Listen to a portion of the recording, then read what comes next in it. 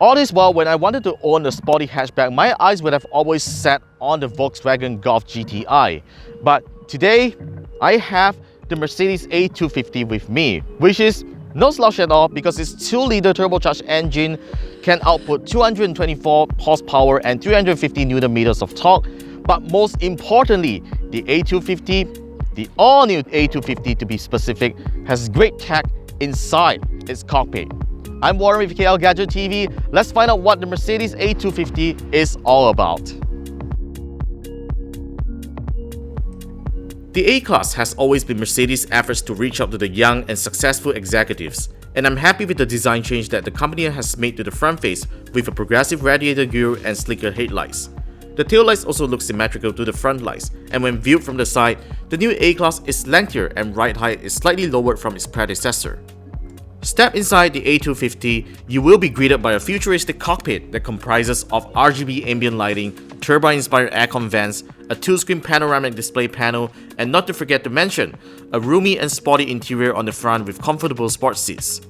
However, like other sports hatch, don't expect to fit adults on the back seats when the front seats are pushed to the back. Apart from aesthetic improvements, I'm also impressed with the cockpit controls. The steering wheel controls are a mixture of buttons and switches with a very premium aluminum finish.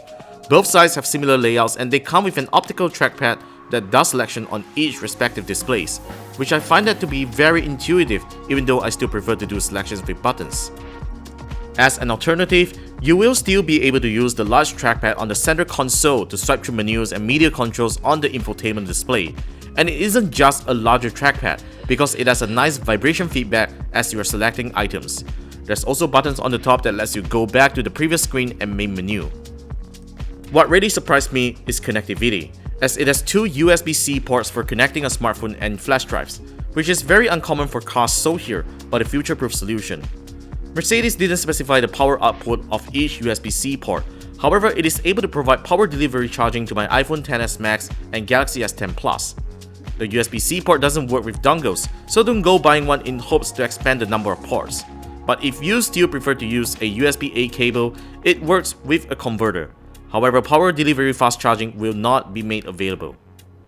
Now let's talk about MBUX, an all-new infotainment user interface that Mercedes has produced to compete with BMW's iDrive and Audi's MMI. Compared to the company's previous in-car UI, this is definitely a step up with beautiful visuals and smooth animations, all thanks to 2 NVIDIA chips powering the graphics. The fonts used on the menus are now easier to read when you're driving.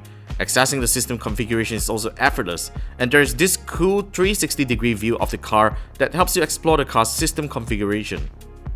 Here Maps comes pre-installed with MBUX, and I find its GPS routing performance to be decent if you require some quick directions to some place.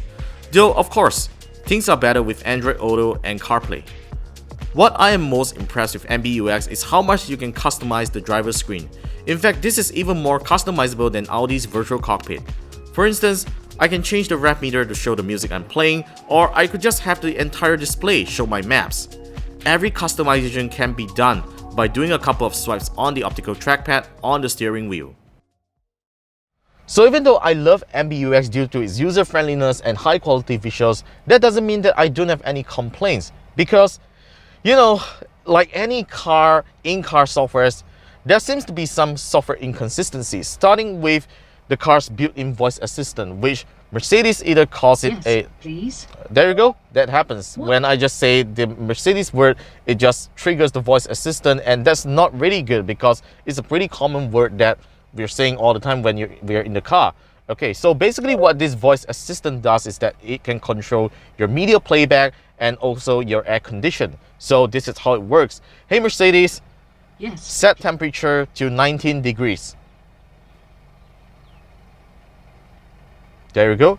It doesn't respond immediately. This is one of the main issues that I'm facing when I want to use the voice assistant. To 19 degrees. So it took a good 5 to 6 seconds to change the temperature to 19 degrees, and that's not really the fastest voice assistant. Right, another complaint that I have about this is also related to the voice assistant as well, which is this control on the steering wheel, whereby you get to push up. When on most cars, when you push up, it will usually call out the voice assistant that your phone is connected. So for instance, I have Apple CarPlay connected to my screen right now, and when I tap up, it still calls up Mercedes' own voice assistant instead of Siri, and that's pretty annoying in fact. Another software inconsistency that I found on MBUX is while you can actually use the trackpad to control the selection on Apple CarPlay, you cannot do that on Android Auto, which is pretty annoying at the same time. So you just gotta be either a Apple CarPlay user or a Android Auto user. Let's talk about the driving experience. While I hadn't had the chance to drive its predecessor, the new A-Class is an extreme joy to drive as an everyday car. The 2-liter turbocharged engine under the hood of my A250 has an impressive power on paper, but there is a little sprint lag that makes it a little underwhelming on the starting line. But after that, the A250 rules highways and corners at high speeds effortlessly. All thanks to its lower ground clearance and the lumbar support of the sports seat, any drivers will feel confident of driving the car even at 180 km per hour. Though we would like to remind everyone to drive safe on public roads. On a side note, the A250 is a rather fuel-efficient car, as I spent 3 days driving on city roads with heavy traffic, punching an average 160 km per hour of speed on highways.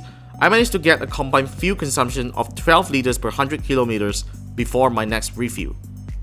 Like I mentioned in the beginning of this video, the A250 is a good alternative to the Golf GTI, and it appeals to buyers with its modern and high-tech interior with a slight premium over the Golf GTI at 263,888 ringgit in Malaysia, which is a sheer 16,000 ringgit in price difference.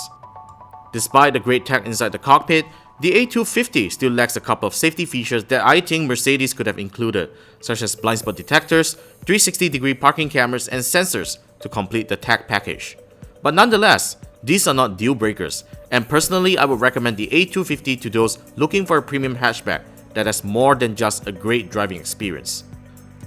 Guys, we tend to do car reviews a little differently as we focus a lot on the tech inside, and we have more coming right up. So be sure to subscribe to the channel while clicking on the bell icon next to it to get notified. Throw us a thumbs up if you like what you saw. Tell me your thoughts on the A250 at the comments down below whether you agree or disagree with my review, and follow us on the usual social media channels. Thanks for watching, and I'll talk to you in the next video.